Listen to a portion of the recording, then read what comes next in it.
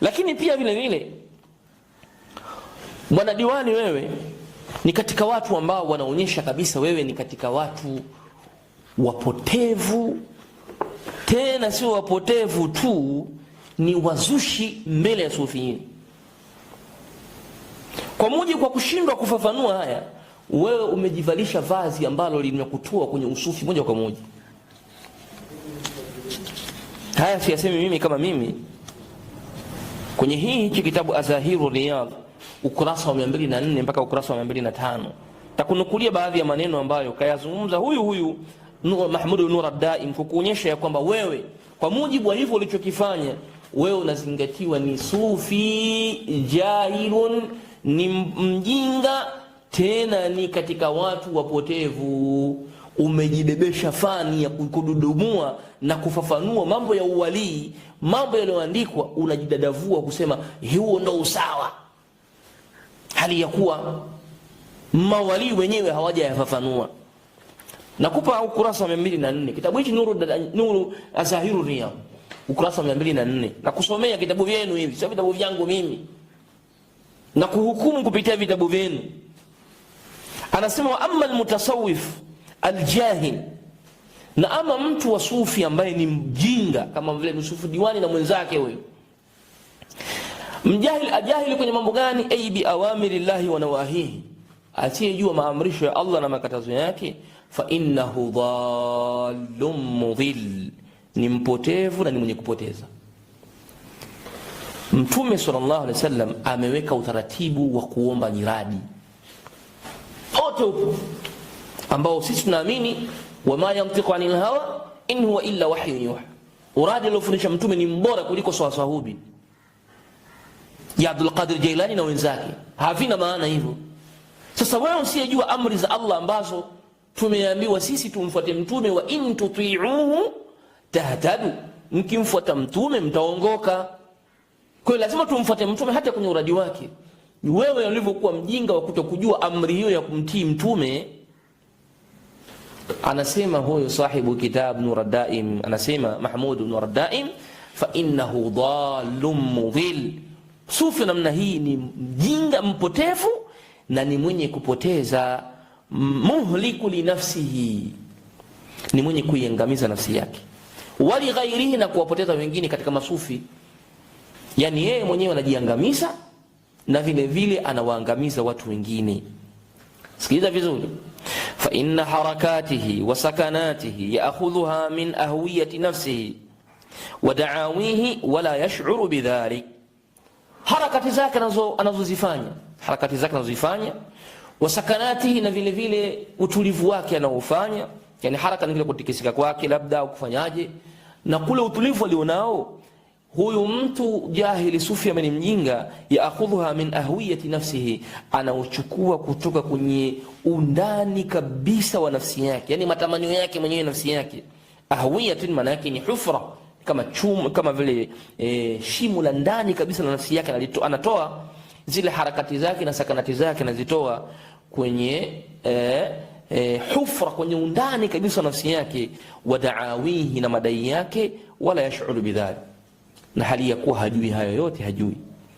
Maana yake mambo anayofanya sufi mjinga huyo anayatoa kwenye nafsi zake, kama unavyotoa wewe. Umeamua kutuambia swali inawakilisha kadha, aina inawakilisha kadha, ulitakikana utunukulie kutoka kwa masufi wenzako wakubwa au mawali, waseme wakisema hivi unasema hivi. Usiseme tu ni ahlu dhikri, usijipachike tu hayo maneno unayosema wewe kujichinyofolea hivyo, umeyatoa kutokana na nafsi yako mwenyewe, umekaa umetunga. Ukiyaleta tutasema naam, kweli Yusufu Diwani ameyatoa kwenye vitabu vya kisufi vikubwa, kwamba swa'in inawakilisha kadha, sahubi inawakilisha kadha, na wamesema hivi na hivi na hivi, hii ni Siriani, lugha ya Kisiriani inamaanisha hivi. Ulitakikana useme hivyo, uwarekebishe Waislamu, uwaambie Waislamu huu msemo huu unamaanisha hivi Kisiriani, huu msemo huu kwenye muridi wetu, kwenye tariqa yetu tunamaanisha hivi kwa mujibu wa kitabu hichi na kitabu kile. Sio utoe mirasika kwenye kichwa chako, unaambiwa haya unayatoa kwa madai yako na hali ya kuwa haujui. Akamaliza akasema fayaj'alul halala harama, utamkuta huyu sufi mjinga kilichokuwa cha halali anakifanya cha haramu, wal haramu bil aksi, na haramu pia kinyume chake na kwa halali. Aya, wayubadilu wayughayyiru, utamkuta anabadilisha hasba waridati nafsi, kulingana na mapito ya nafsi yake inavyotaka. Ndio ulivyofanya wewe, unahukumiwa na Nura Daim, wewe ni sufi jahil. Anasema hasba waridati nafsi washaitan ala qalbihi, huyo ni shetani kakaa kwenye moyo wako. Ni shetani amekaa kwenye moyo wako, anakuchezea, anakuambia sasa hubi maana yake kadha. Yale maneno hayana maana. Labda utuletee vitabu hapa vya kisufi vinavyotafsiri sasa hubi maana yake, ndio tutakuelewa. Lakini wewe tu jitungie kwamba hii ni aya ya mwisho kaifupisha, sio ni ikhtisari ya nahti. Haiko hivyo ustadhi, haipo hivyo. Akamaliza akasema fa huwa summun naqi'. Sufi mjinga mpuuzi huyu ni sumu yenye kuua, likulli man i'taqadahu, kwa kila atakayemuitakidi, au jalasahu, au atakayekaa naye. Mtu mwenye usufu wa namna hii kama hawa mabwana wawili hawa ni sumu yenye kuua kwa kila mwenye kuitakidi hivyo na visema kama viko sawa, wajua wamekunywa sumu itakayokuja kuwaua, au jalasahu, au akakaa naye, au akakaa nao. Kukaa nao tu tayari unakuharibia itikadi yake.